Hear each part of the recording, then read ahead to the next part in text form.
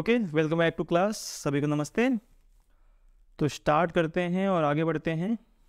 और जैसा कि पिछले लेक्चर में हमने इंट्रोडक्शन या एक्सप्लेनेशन स्टार्ट किया है कि ट्रेडिंग अकाउंट क्या होता है, प्रॉफिट लॉस अकाउंट क्या होता है और बैलेंस शीट क्या होता है और क्यों बनाते हैं। तो हमने नेसेसिटीज़ पढ़ा, क्यों ज़रूरी है फाइनल अकाउंट। अब हम एक एक कंपोनेंट को समझेंगे, यानी ट्रेडिंग को, प्रॉफिट लॉस को और बैलेंस शीट को। तो preparation of partnership final account, trial balance and adjustment are important in preparation of final account. Trial balance यानी जो क्वेश्चन आपको मिलता है वो क्या मिलता है, ट्रायल बैलेंस मिलता है। लेज़र के जितने बैलेंसेस होते हैं वो ट्रायल बैलेंस में कन्वर्ट करके हमें शो होते हैं। ट्रायल बैलेंस कैसे बनता है, जितने भी लेज़र होते हैं, लेज़र के जो भी बैलेंस आए होते हैं उन्हीं का यूज़ करके हम ट्रायल बैलेंस बनाते हैं, डेबिट और क्रेडिट। फिर साथ में एडजस्टमेंट्स यानी जिनकी एंट्रीज साल भर के बीच में नहीं हुई है, गलती से रह गई है, छूट गई है, और कुछ एंट्रीज तो लास्ट में ही होती हैं, तो वो एडजस्टमेंट यानी जो एंट्रियाँ रह गई उस अकाउंटिंग ईयर के ड्यूरेशन में, तो उन दोनों का इस्तेमाल करके हम फाइनल अकाउंट बनाते हैं। The list of debit and credit balances, देखो लिखा भी है, the list of credit and debit balances of all ledger account is called trial balance. तो जितने भी लेजर अकाउंट होते हैं उनके जो भी डेबिट और क्रेडिट बैलेंस आए हुए होते हैं उन्हीं को इकट्ठा करके हम डेबिट बैलेंस और क्रेडिट बैलेंस पूरा क्रिएट करते हैं, जो ट्रायल बैलेंस के अंदर नज़र आता है।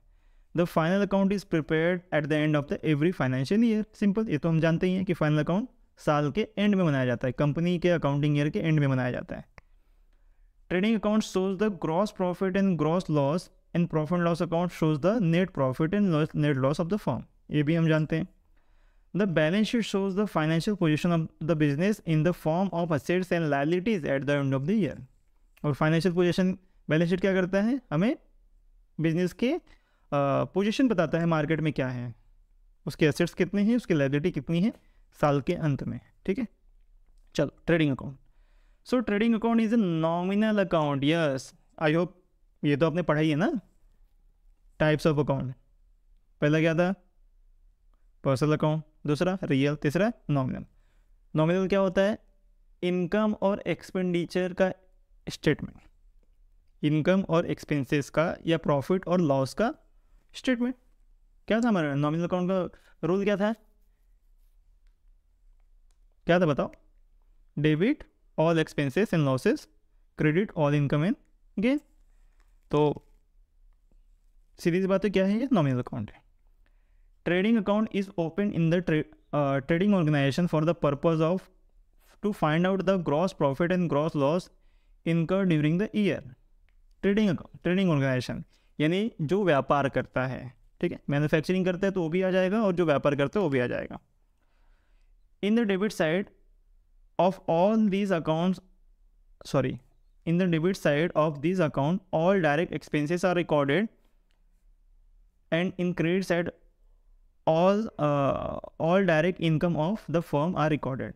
ये जो लिखा है ना, डायरेक्ट एक्सपेंसेस, डायरेक्ट इनकम, ये अंडरलाइन कर लो क्योंकि यही इंपॉर्टेंट है। क्योंकि एक्सपेंसेस और इनकम की एंट्री तो हम प्रॉफिट लॉस अकाउंट में भी करते हैं, लेकिन यहाँ पे एक शब्द इस्तेमाल किया गया है जो लिखा है डायरेक्ट, और डायरेक्ट का मतलब होता है जो डायरेक्ट गुड्स पे खर्चा किया जा रहा है। डायरेक्ट गुड्स पे समझने की कोशिश करना, डायरेक्ट गुड्स पे। डायरेक्ट गुड्स का मतलब कि मान लो ये टैब बनाना है मुझे, पेन टैब, तो इसके ऊपर जो भी डायरेक्ट खर्चा होगा वो सारे डायरेक्ट एक्सपेंसेस हो गए और वो ट्रेडिंग अकाउंट में जाएंगे।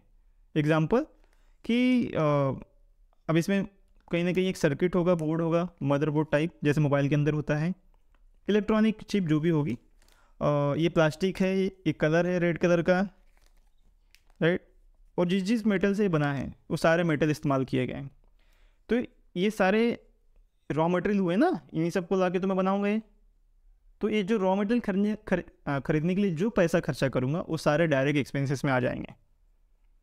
यहाँ तक कि इसको बनाने वाले लेबर वो भी डायरेक्ट एक्सपेंसेस में आएगा, उसको जो वेजेस दूंगा वो उसकी भी एंट्री डायरेक्ट एक्सपेंसेस में आएगी। पेंटिंग, वो इलेक्ट्रिसिटी जो फैक्ट्री में यूज़ हुई वो भी डायरेक्ट एक्सपेंसेस में आएगी। ठीक है, इसको और दूसरी भाषा में कहूँ, दूसरे तरीके से कहूँ तो फैक्ट्री में होने वाले सारे एक्सपेंसेस या फैक्ट्री में गुड्स बनने से पहले, बनने तक और उससे पहले के सारे एक्सपेंसेस जो होते हैं वो ट्रेडिंग अकाउंट में आते हैं। और डायरेक्ट इनकम का क्या मतलब है, कि गुड्स को हम बेच कर जो पैसा कमाते हैं। डायरेक्ट मतलब क्या, देखो डायरेक्ट वर्ड का मतलब है सीधा गुड्स से रिलेटेड होना चाहिए, सीधा गुड्स से।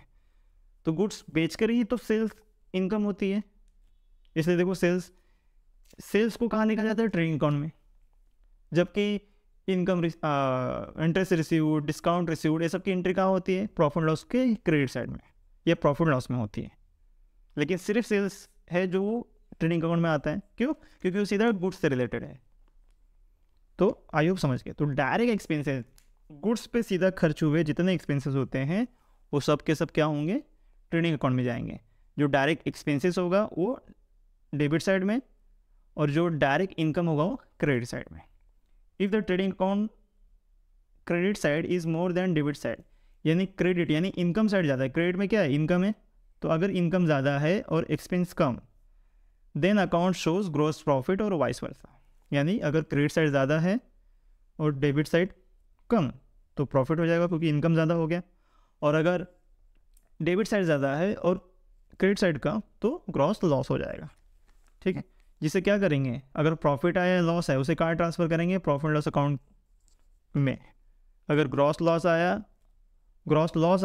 तो प्रॉफिट लॉस अकाउंट के डेबिट साइड में ट्रांसफ़र होगा, ग्रॉस प्रॉफिट आया तो प्रॉफिट लॉस अकाउंट के क्रेडिट साइड में ट्रांसफ़र होगा।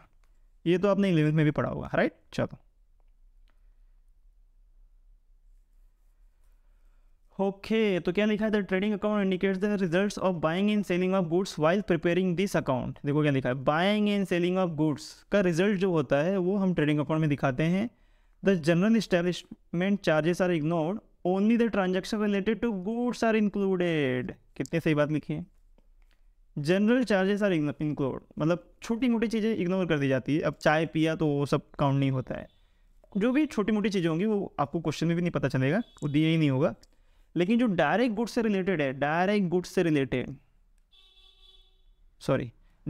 रिलेटेड वो सब की एंट्री ट्रेडिंग अकाउंट में होती है। मैंने भी कहा डायरेक्टली गुड्स पे जो खर्चा होता है, ठीक है। तो चलो आगे बढ़ते हैं। सो हियर इज़ द, एक मिनट सॉरी, ये क्या है, ट्रेडिंग अकाउंट का परफॉर्मा है, एक फॉर्मेट है जो ऑलरेडी आप जानते हो, फिर भी हम एक्सप्लेन फटाफट कर लेंगे, देख लेंगे। तो यहाँ पे डेबिट है और यहाँ पे क्रेडिट है, ये इनकम साइड है यानी, ठीक है, और ये एक्सपेंस साइड है। पेन चल नहीं रहा है क्या, एक्सपेंस साइड, ठीक है। देखो ओपनिंग स्टॉक, सबसे पहले ओपनिंग स्टॉक आएगा। ओपनिंग स्टॉक क्या है, अगर बिजनेस नया है तो ये ओपनिंग स्टॉक नहीं होगा, कुछ नहीं होगा, सीधा परचेस से स्टार्ट होगा। क्योंकि ओपनिंग स्टॉक का मतलब है पिछले साल जो स्टॉक बचा है। और ये स्टॉक किसकी बात हो रही है, ये स्टॉक जनरली रॉ मटेरियल की बात हो रही है। किसकी बात हो रही है, रॉ मटेरियल। हालांकि इसमें सब आ जाता है, फिनिश गुड्स भी आ जाता है, सेमी फिनिश गुड्स भी आ जाता है, सारे ही आ जाते हैं उसके अंदर। लेकिन जनरली इसको रॉ मटेरियल माना जाता है, यानी कच्चा माल। टू परचेज का मतलब है हमने रॉ मटेरियल खरीदा, ये भी रॉ मटेरियल से रिलेटेड है। टू परचेज का मतलब हमने नया रॉ मटेरियल खरीदा। फिर लेस रिटर्न आउटवर्ड का मतलब हो सकता है कि कुछ रॉ मटेरियल मैंने वापस कर दिया हो, होता है ना, ख़राब हो गया है तो, या स्टॉक जो आया उसमें कुछ डिफेक्टिव निकला तो हम वापस भी कर देंगे। कैरेज इनवर्ड, यही रॉ मटेरियल लाने के लिए दिया गया एक तरह का रेंट या खर्चा, एक्सपेंस। फ्रेट एक टाइम का भाड़ा है, गुड्स लाने ले जाने के लिए हो सकता है। डॉक चार्जेस का मतलब है जो बंदरगाहों पे, यानी जो डॉक्स होते हैं जहाँ मान लो किसी फॉरेन से समुद्री रास्ते से कुछ मंगाया, या गोवा से मुंबई कुछ मंगाया समुद्री रास्ते से, तो डॉक पे कुछ चार्जेस देने पड़ते हैं, तो वो चार्जेस लिया जा सकता है।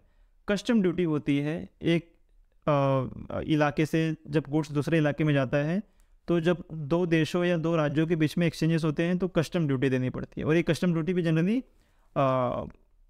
पानी के जहाज़ यानी दूसरे देश से वाटर पार करके या फिर एरिया पार करके आई हुई चीज़ों के लिए दिया जाता है, कस्टम के लिए, ठीक, ऐसा कहा जाता है, आपने पिक्चरों वगैरह में सुना होगा। वेजेस प्रोडक्टिव लिखा है, ध्यान है ना, वेजेस प्रोडक्टिव का मतलब सीधा गुड्स बनाने पे जो खर्चा होगा, गुड्स बनाने में जो लोग इस्तेमाल किए जाएंगे उनका वेजेस।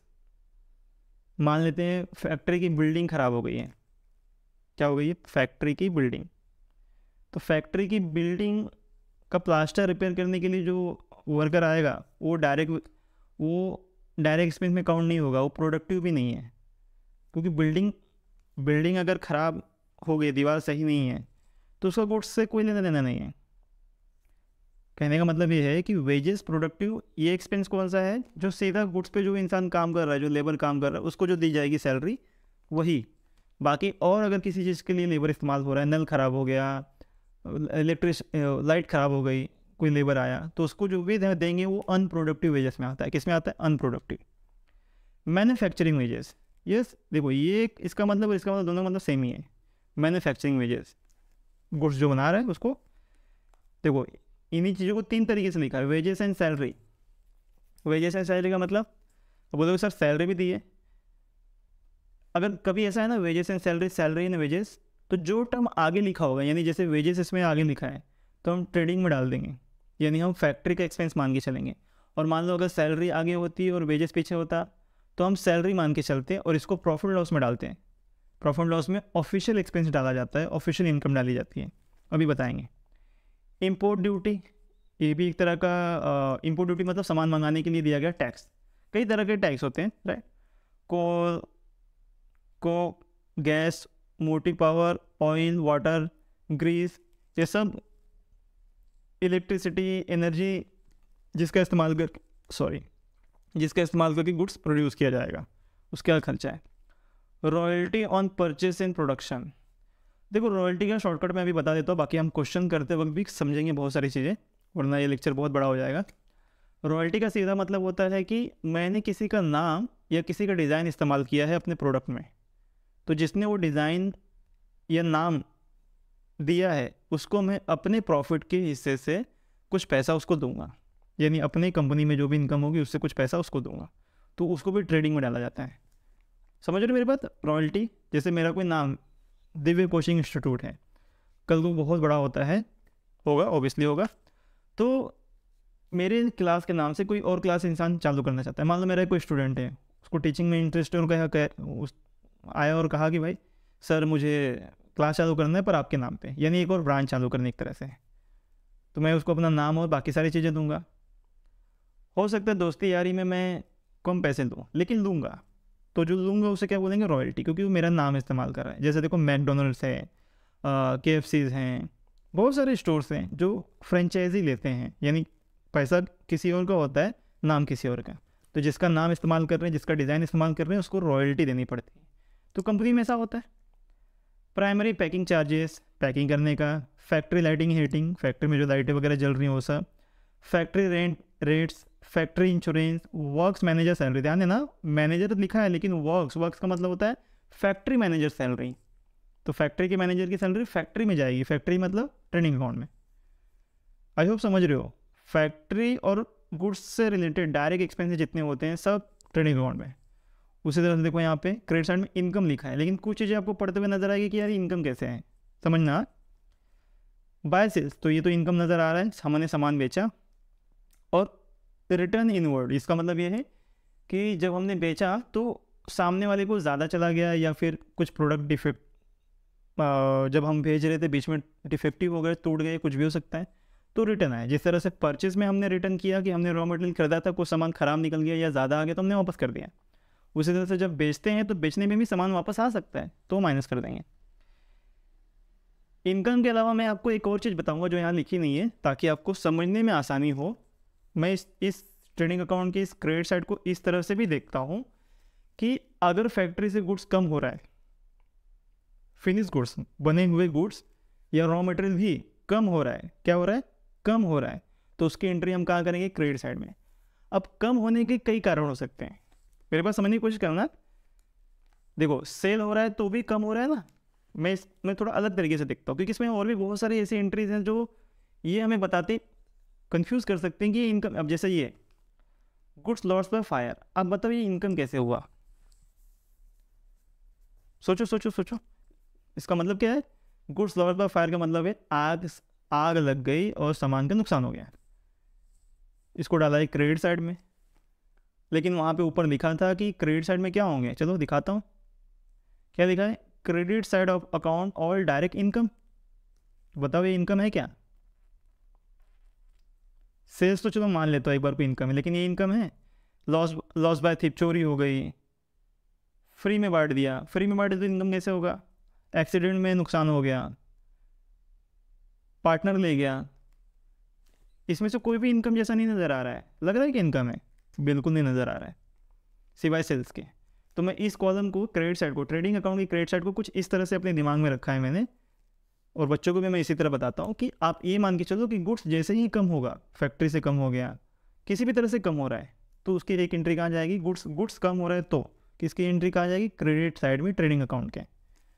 कम होने के कारण कई हो सकते हैं। सेल, तो सेल किया तो भी कम हो गया ना। मान लो 10,000 गुड्स हैं स्टॉक में, 5,000 बेच दिए, तो बेच दी तो कम हो गए, कहाँ एंट्री आएगी? ट्रेडिंग अकाउंट की क्रेडिट साइड में। Goods loss by fire, loss by fire का मतलब नुकसान में, नुकसान हो गया, जल गया, खाक हो गया, फिर से गुड्स कम हो गए। मान लेते हैं 10 में से 5 तो बेच दिए, 1,000 जल गए, फिर से कम हो गए, कहाँ एंट्री जाएगी? ट्रेडिंग अकाउंट क्रेडिट साइड में। Goods loss by theft, theft मतलब चोरी हो गया, 500 गुड्स कोई चोरी कर गया फैक्ट्री से, फिर से गुड्स कम हो गए, एंट्री कहाँ जाएगी? ट्रेडिंग अकाउंट की क्रेडिट साइड में। Goods distributed as free sample, free में दे दिया। फ्री सैंपल का मतलब क्या पता है? ऐसा बहुत बार होता है कि कंपनी अगर कोई नया प्रोडक्ट निकालती है, नया स्टॉक, नया नाम, नया कुछ, तो वो अपने भरोसेमंद होलसेलर्स को फ्री में देती है ताकि आप इस्तेमाल करो। और होलसेलर्स को भी नहीं, मतलब होलसेलर्स को तो देती है, उन्हें कहती है कि आप अपने कस्टमर्स को दो, कि कस्टमर्स से आउटपुट लो कि ये नया स्टॉक आया है कंपनी का, जरा चेक करो कि कैसा है। होता है ऐसा, कंपनी ने करते हैं, फ्री में देते हैं, समझ आया? फ्री में डिस्ट्रीब्यूट करते हैं। तो फ्री में कर रहे तो इनकम हो रही है क्या? नहीं हो रही है, लेकिन गुड्स तो कम हो रहा है। तो गुड्स कम हो रहा है तो कहाँ जाएगा? ट्रेडिंग अकाउंट की क्रेडिट साइड में। गुड्स लॉस इन एक्सीडेंट, मतलब कि एक जगह से दूसरी जगह भेजा जा रहा था और बीच में एक्सीडेंट हो गया, नुकसान हो गया, पैसे तो मिलने नहीं उसके, लेकिन गुड्स कम हो गया, कहाँ एंट्री जाएगी? Trading account credit side. Goods withdrawn bye partner, partner ने विड्रॉ कर लिया, पार्टनर इसका पैसे नहीं देता है। पार्टनर विड्रॉ कर दिया मतलब पार्टनर पर्सनल यूज़ करने के लिए ले गया, गुड्स तो कम हो गए, कंपनी ने, पार्टनर ने पैसे नहीं दिए, लेकिन गुड्स तो कम हुए। गुड्स कम होते कहाँ जाएंगे? एंट्री ट्रेडिंग अकाउंट की क्रेडिट साइड में। हालांकि जो पार्टनर ले गया है उसका एडजस्टमेंट हम लोग कैपिटल अकाउंट में कर लेंगे ना, उसका एडजस्टमेंट कहाँ कर लेंगे? कैपिटल अकाउंट में। चलो लास्ट में क्लोजिंग स्टॉक, यानी कि जैसे ओपनिंग स्टॉक था, हमने रॉ मटेरियल खरीदा, हमने प्रोडक्ट बनाया, हमने बेचा, कुछ जल गए, कुछ चोरी हो गए, कुछ फ्री में बांट दिए, कुछ एक्सीडेंट में नुकसान हो गए, कुछ पार्टनर्स ले गए, तो इन सबको माइनस करने में जो बचेगा वो क्या होगा? Closing stock. वो भी क्वेश्चन में दिया होता है, ठीक है, तो टेंशन नहीं लेना है। उसके बाद है मतलब टैली करेंगे। अगर क्रेडिट साइड ज़्यादा निकला, यहाँ कम निकला डेबिट में, तो बैलेंस क्या बनेगा? Gross profit. क्या बनेगा? Gross profit. और अगर डेबिट साइड ज़्यादा निकला, यहाँ का कम निकला, तो बैलेंस क्या बनेगा? Gross loss. तो ग्रॉस लॉस कहाँ ट्रांसफ़र होगा? जब हम लोग नीचे पढ़ेंगे प्रॉफिट लॉस अकाउंट के, यहाँ पे जाएगा। और ग्रॉस प्रॉफिट कहाँ ट्रांसफ़र होगा? प्रॉफिट लॉस अकाउंट के यहाँ पे जाएगा, ठीक है।